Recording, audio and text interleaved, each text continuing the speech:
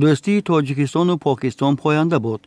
تحت همین شعار سیاحان و بلاگران مشهور جمهوری اسلامی پاکستان به سرزمین جمهوری تاجیکستان وارد شدند. در گذرگاه سرحدی فاتح آباد ناحیه مسجد، سیاحان و بلاگران پاکستانی را مسئولین مقامات اجرایی حاکمیت دولتی ولایت سوخت گرم و صمیمی استقبال گرفتند. سفر این هیئت 15 نفره که طریق خط سیر پاکستان، افغانستان و ازبکستان اساساً با واسطه موتورسیکل ها عملی گردید، در جمهوری تاجیکستان تا سنه 21 آگوست ادامه یافته. هدف معرفی امکانات های سیاحی منطقه، تأسیس خط سیرهای نوی سیاحی و به راه ماندن همکاری با شرکت های توریستی جمهوری تاجیکستان ارزیابی می گردد.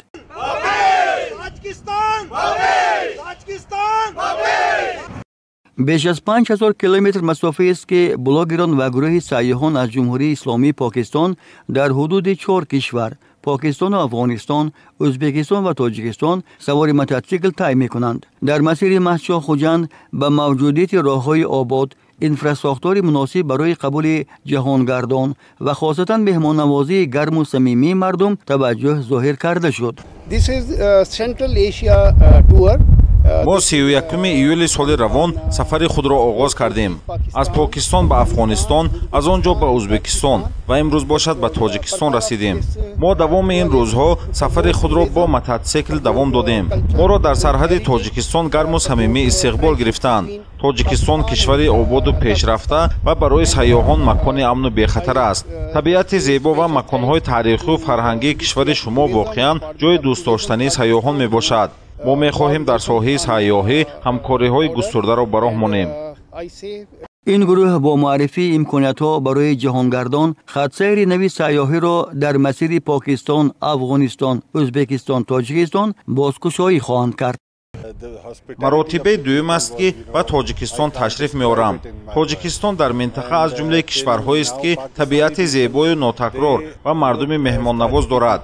ما به آن خاطر طریق موتورسیکل به سفر برآمدیم که زیبایی‌ها را تماشا کنیم، با رسم و آیین و عنعنه‌های مردم از نزدیک شناس شویم. در گروه ما سیاحان و بلاگران مشهور حضور دارند و این همه زیبایی‌ها را بعد بازگشت به مردم پاکستان ترغیب می‌کنند. تاجیکستان خیلی زیباست.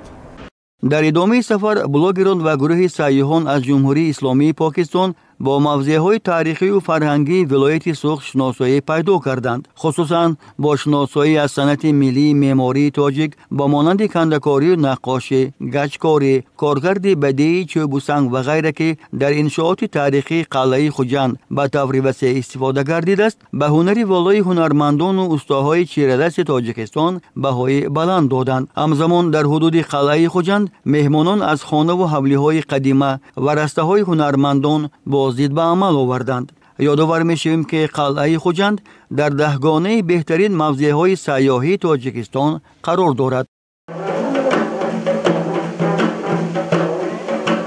برای بلاگران و سیاحان پاکستانی دیدن قصر محتشم ارباب که در تاریخ نوین تاجیکستان صاحب استقلال مقامی خاص دارد بسیار جالب بود. درباره تالار اساسی و آثارخوانی تاریخی این قصر محتشم برای مهمانان معلومات مفصل پیشنهاد گردید. در دوام 2 روزی که ما در ولایت سوخت تاجیکستان قرار داریم، با تماشای مکان‌های تاریخی و فرهنگی سفر ما خاطرمان گردید. از صمیم دل به مردم مهمان‌نواز تاجیکستان و مسئولان ساختارهای دخلدار که به ما مساعدت کردند منتداری به پایان بیان می‌نماییم.